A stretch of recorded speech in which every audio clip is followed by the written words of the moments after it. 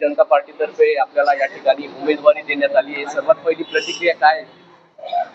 आपणा सर्वांना कल्पना आहे की कालच जळगाव विधान परिषदेसाठी भारतीय जनता पक्षाने माझी उमेदवारी या ठिकाणी जाहीर केलेली आहे. पहिल्यांदा तर मी भारतीय जनता पक्षाच्या सर्व पक्षश्रेष्ठीचं खूप खूप मनापासून या ठिकाणी आभार मानेल की माझ्या पक्षाच्या कामाची दखल घेत या ठिकाणी पक्षाने माझ्यावर हा विश्वास दाखवलेला आहे. या देशाचे पंतप्रधान आदरणीय नरेंद्र मोदी साहेब असतील, आपल्या महाराष्ट्राचे मुख्यमंत्री आदरणीय देवेंद्रजी फडणवीस साहेब, उपमुख्यमंत्री आदरणीय एकनाथ शिंदे साहेब, दुसऱ्या उपमुख्यमंत्री आदरणीय सुमित्राताई पवार यांच्या नेतृत्वाखाली या जळगाव जिल्ह्यात आमचे नेते महाराष्ट्राचे संकटमोचक आदरणीय गिरीशभाऊ महाजन, तसेच आमच्या केंद्रीय मंत्री रक्षाताई खडसे, या ठिकाणी शिवसेनेचे मंत्री आदरणीय गुलाबरावजी पाटील साहेब, आमचे दुसरे मंत्री आदरणीय संजूभाऊ सावकारे यांच्या नेतृत्वाखाली या जिल्ह्यात सर्वच महायुतीचे आमदार खासदार अतिशय चांगल्या प्रकारे या ठिकाणी काम करत आहे. आणि त्याची प्रचिती म्हणून आपण जर बघितलं तर गेल्या नगरपालिका महानगरपालिकेच्या निवडणुकीमध्ये भारतीय जनता पक्ष असेल, शिवसेना असेल किंवा युती असेल, राष्ट्रवादी महायुतीला या ठिकाणी खूप घवघवीत यश या ठिकाणी जनता जनार्दनाने दिलेला आहे. आणि त्या माध्यमातून या निवडणुकीला सामोरं जात असताना नक्की आम्हाला विश्वास आहे की या ठिकाणी आम्ही विजय संपादन करणार. अनेक नावं चर्चेत होती. भाजपकडून केतकी पाटील यांचं नाव चर्चेत होतं, तर शिवसेनेकडून या ठिकाणी मंत्री गुलाबरावांचे पुत्र प्रतापराव पाटील यांचं नाव चर्चेत होतं. त्यात ही उमेदवारी भाजपने आपल्याला दिली.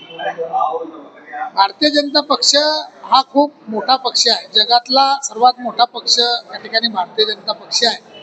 आणि अनेक कार्यकर्ते या ठिकाणी काम करत आहेत. पक्षाचं काम असेल, सामाजिक काम असेल, आणि या माध्यमातून उमेदवारी मागणे हे काही गैर नाही, परंतु पक्षाने या ठिकाणी मला उमेदवारी दिलेली आहे. या संधीचं सोनं करण्याचा मी या ठिकाणी प्रयत्न करणार आहे. राहिला विषय गुलाबराव पाटलांचे चिरंजीव आदरणीय गुलाबराव पाटलांचे चिरंजीव प्रताप भाऊंचा, तर आपल्याला कल्पना आहे की या ठिकाणी महायुतीचं सरकार महाराष्ट्रात आहे आणि ह्या निवडणुकाही महायुतीमध्येच लढल्या जाणार आहे.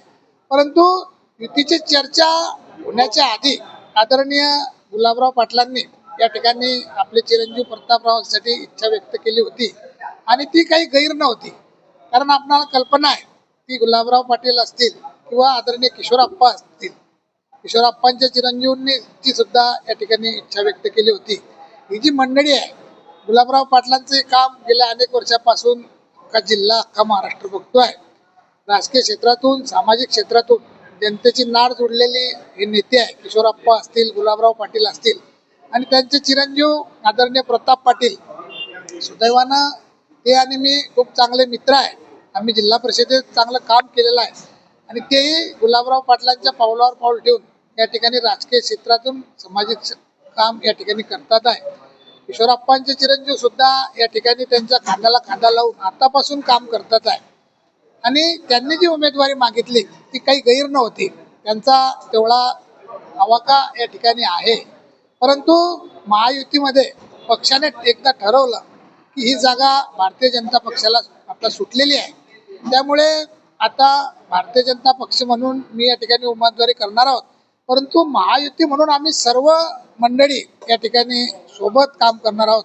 आणि मला या ठिकाणी विश्वास आहे की या सर्वांच्या सहकार्याने, सर्वांच्या महायुतीचे सर्व आमदार असतील, खासदार असतील, सर्व मंत्री महोदय असतील, यांच्या सर्वांच्या सहकार्याने या ठिकाणी महायुतीचा विजय होईल. महाविकास आघाडीचे जे उमेदवार आहेत शरद तायडे, त्यांचं एक मोठं आव्हान आपल्या समोर असणार आहे. यावेळेस मॅजिक महाविकास आघाडीचा चालेल असं त्यांनी प्रतिक्रिया देताना म्हटलंय. निवडणुका आल्या की या ठिकाणी चुरस असतेच. कुठल्याही निवडणूक आपण सोपी समजू नये, परंतु आपण मीडियाच्या माध्यमातून सर्व जनतेला या ठिकाणी आधी दाखवलं आहे आणि आपणच सर्व मीडियामध्ये मागच्या नगरपालिका महानगरपालिकेचं विश्लेषण केलेलं आहे.